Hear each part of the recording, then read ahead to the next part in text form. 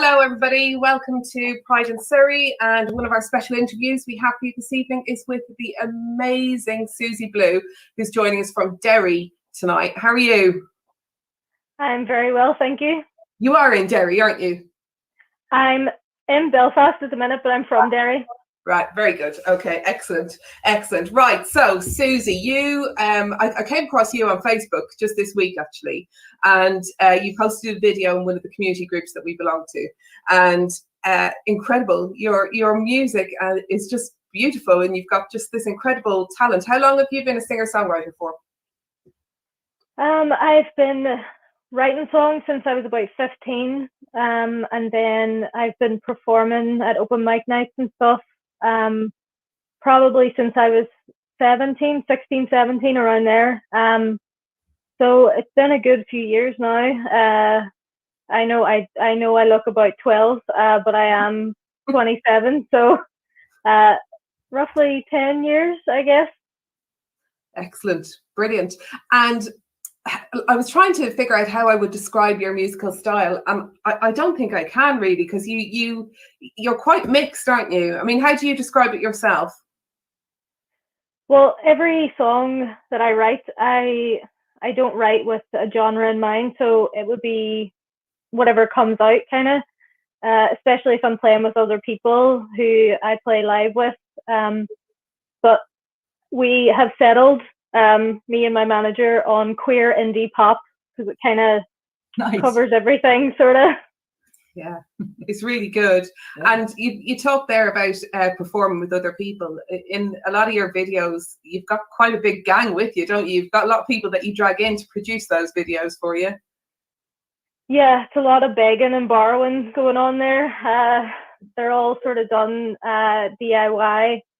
Especially the two newest videos, which Daughter, that video, I shot most of it on my phone over the last 3-4 years, getting stuff when obviously we were allowed outside and we were just hanging out. It's sort of like a little homage to the queer scene in Northern Ireland. Yeah, it's a brilliant video. It was really good. Yeah. Very much, you got that. You incorporate Vogue in it, don't you? And it's really entertaining to watch. Really, really good. Yeah, we'll play it at the end of this interview, so all the viewers can see it. It's brilliant. Yeah. So as you were sort of coming into your own, who did you, when you were younger, like when you were a kid, when you were that 15, 16, 17-year-old, who did you love music-wise? I kind of grew up listening to a mix of people. My father really loved Christy Moore and Sinead O'Connor, and then on the other side, my mother would listen to Patsy Cline and Connie Francis and stuff like that. That's like a marriage of our influences growing up. It is, exactly. So that might be why you like my music. Maybe no one else gets it. It's just very niche. I think it's brilliant. I don't think it is. I think you just, you need to push it out there. And once everybody hears it, you'll have so many fans banging down your door. Well, fingers crossed. Your tone actually does remind me so much of Sinead O'Connor. And you also reminded me of Dolores O'Riordan. And that's the two most common comparisons I get, and they are literally the best compliments I think anyone could ever get. Yeah, not bad, eh? Yeah, absolutely, absolutely. Well, look, we love what we've heard from you, and we're looking forward to hearing more. So in terms of what you've been doing music-wise, because you're based in Northern Ireland, so what's the scene like there, and what's been the highlight for you so far? The scene here is like so full of talent. I don't think you could throw a stone and not hit a musician. It's just, they're everywhere and they're all so talented, and it's almost like a big, like, weird family where you know every single person in every band. So it's kind of like you're going to your mate's show no matter what show you go to. and all the gigs are like, there's so many venues here for smaller shows, so it's really nice to be able to go to gigs. Obviously not now, we haven't done anything in probably a year and a half, but when we get back to it, I hope it'll be as good as it was. I think people will engage with that with gusto, because you know, we've really missed live music, haven't we? And yeah, and I think people have got a newfound appreciation for the smaller venues and for the independent artists and for, you know, for the real artists. Really, I think people want to put money back into that scene. So I can't see it being. I think people are ready to get out now, aren't they? They're ready to go to gigs and have a pint and see their mates, and they're raring to go. Definitely. I hope so. Yeah. Yeah. What you were saying there about there being loads of venues and stuff, I mean, that's the joy of the island of Ireland, isn't it? I mean, there just seems to be so much talent, and you know, even like all the pub gigs and stuff, you know, I just, oh God, I miss it so much. I'm so homesick. I'm going to say I've been stuck in England. That's not what I mean at all, but I have been somewhat stuck in England for quite a long time. I'm itching to get back. We'll get back. Yeah. So your indie queer pop music has, I mean, that queer influence it runs through everything that you do, really, doesn't it? Have you found that that's been well received? Has it ever worked against you, or do people just, you know, lap it up the way we have? It probably has worked against me in some way that I'm unaware of, because I suppose the people who wouldn't like my music would never listen to it. And if anybody wasn't into that or whatever, I suppose they wouldn't even search for it or try find it. I find that if you're a little queer girl, you're going to search out queer stuff, which is what I did. I think it's worked in a good way for me, that it helps me reach the right people, like you guys. Like, I'm able to be sitting here with you guys because of it. And in regards to the hindrances of it, I haven't seen them, but I'm sure they're there. I'm sure that I've been blocked out of something because of who I am. Have you ever had any issues at any of your gigs where somebody's turned up not necessarily realizing what kind of music you're playing and kicked off?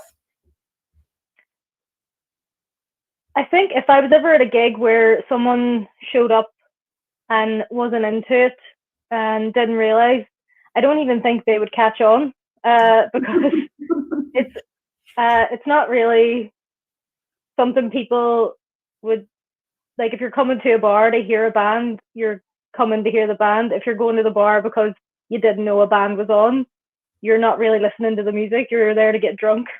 Yeah, fair enough. Yeah. Well, that's good. It's really, really good. So listen, let's talk a little bit about equality, because we're interviewing you and bringing this over our LGBT History Month content, and so I just wanted to, as somebody who's from the Republic of Ireland, I wanted to have a chat with you about life in the North, because obviously the Irish marriage referendum was 22nd of May 2015. It's forever etched in my mind, when Ireland, by popular vote, agreed that same-sex marriage could be legalised. But you had an awful long wait in the North, didn't you? Yeah, I think we have a long wait with everything up here because of our government. They did take a 3-year paid holiday, so that was a bit of a hindrance in any sense of moving forward with anything. But for some reason, that was a divide between political parties that stopped same-sex marriage going through, which is, it sounds ridiculous when you say it out loud, but it was literally two parties who didn't want to agree with each other, and that's what made it take so long. But they had the rallies, and I played at the rallies. We marched, we did everything we could, and eventually it came through. Was there a lot of public support for it? From what I saw, yeah, it was. I played the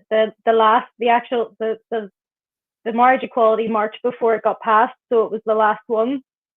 And the crowds at that just gave me so much hope. It was like Pride times 100.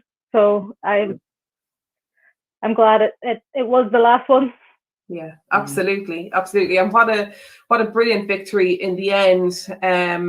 You know, when was it? It was only last January, wasn't it? It was only last January that it passed, but finally got there in the end. And of course, one of the biggest activists of the time was Lyra McKee. And unfortunately, she was murdered in the line of duty as a journalist, covering riots on the Creggan estate, which is an awful sad loss for journalism, for Northern Ireland, for the LGBTQ movement. What are your thoughts on that? I'd only ever met Lyra in a professional sense or at Pride events, but she was so well loved in every community that she was involved in, and it's just absolutely heartbreaking that she was taken before she ever should have been. Yeah, real shame. But from that, you actually ended up. I can't believe I'm even saying this. So you collaborated with Brona Gallagher on a little cover version of a very famous tune, and at the end you've sort of dedicated it to Lyra. How did that come about? I mean, did you know Brona, or how's that connection made? So I met Brona at a bar in Derry called Bennigan's that had regular open mic nights, and we used to have lock-ins and stuff, the nice kind, and we play music, piano, sing, and then that's when I first met her. And then her sister Louise was speaking at a panel for International Women's Day that I was at, and I played at it, and she emailed me after it. She is a film producer, and she was making a movie called A Bump Along the Way, which starred Brona, and she asked if she could put one of my songs in it, and I was like, yes, of course, that sounds amazing. And then we went to the premieres in Derry and Belfast of the movie, and I sort of became closer with Brona. And one night I wanted to bring out a song for marriage equality coming through, and I was like, I want to do a duet with somebody, and I want to do a cover of a love song. And I said, I was in a bar with my friend, and my friend hyped me up, and I was like, should I just text her and just see what she says? And she replied straight away, being like, yes, that sounds amazing, let's do it. And we actually did it, and it happened. So I don't know how it happened still. If you don't ask, you don't get, do you? Simple as that. Yeah. I got quite excited about it when I was speaking earlier. I probably should have explained who Brona Gallagher is for some people who might not know, because you didn't know, did you? For the English. So Brona Gallagher is, well, you can probably, do you want to explain who she is? Okay. She's an actress, a singer, an Irish legend. She was in The Commitments. Commitments, absolutely. Yeah. So I got to know her, and I fancied her a bit, if I'm honest. So, yeah. She was also the first line in, I think it was The Phantom Menace. She had the first line. Yeah. In that movie. Crikey. And she's excellent. It must have been quite an experience to produce that song with her. Yes, it was. It really was. Brilliant. Okay. So listen, tell us, where can we find your music? How can we download it? How can we put some pennies in your pocket? I'm on all the usual ones: Spotify, iTunes, Apple Music, Shazam, all the regular ones. And then I have a website. It's susieblueofficial.com, and you can buy my merch there, or you can follow me on social media, which is Susie Blue Official and Susie Blue Music on Twitter. And you can keep an eye on what's happening. If I ever get out of my house to gig again, you could maybe come. I'm sure you will. We'll all get there eventually. Brilliant, fantastic. So absolutely, please do find Susie's work because it's a joy to watch. And I kept sending it to people today saying, look at this one, look at this, isn't she fabulous? So please do check her work out. It's absolutely brilliant. Very. Do you want to ask the last question? What is the last question? You know it. Usual last question. Yes, the usual last question. So what's your answer? Susie, we air these interviews on our radio show on Radio Woking and Trans Radio UK. I wondered if you would like to pick a song for us to play on your behalf. I would. I was going to say, I don't know if it will like the style or whatever, but I was going to say Patsy Cline, Walking After Midnight. Oh, brilliant. Absolutely brilliant. Love it. You're happy with that? I'm a huge Patsy Cline fan, so yeah, I'm over the moon with that. Absolutely brilliant. And Right. Susie, listen, thanks very much for joining us. Hopefully, maybe sometime you might be able to join us at Pride in Surrey. How cool would that be? We could get you over. That would be By our women's tent. Yeah. amazing. That would be amazing. Yeah, we'd love that. Right, so if you're not going to be too embarrassed with this, we're going to play you out with one of your own songs. And which song are we going to go for here? We're going for Daughter. Bear with me. Do what I say, don't do it any other way. Get on the ground, feel around. Do what I say, can't escape it anyway. You're so tightly wound, whole way around. Living in fear of being in any way queer. You gotta stay around. Can't you hear the sound? All the people sing, they sing all the same thing. We're all queens and kings, and whatever in between. I know people will be mean, but it don't mean a thing, 'cause you got me.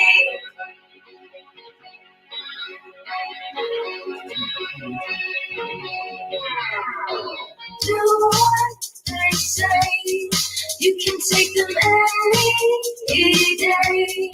I'll be on the ground, right behind. Don't do what they say, who gives a fuck if you're gay? You should be proud if you were alive. Do you hear the people sing? They sing all the same thing. We're all queens and kings, and whatever in between. I know people will be mean, but it don't mean a thing.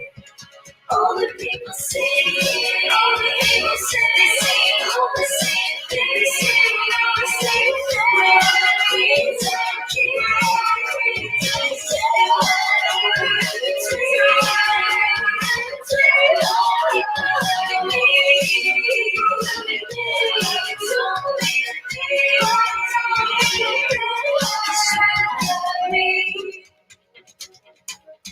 You've got me. You've got me. You've got me. You've got me.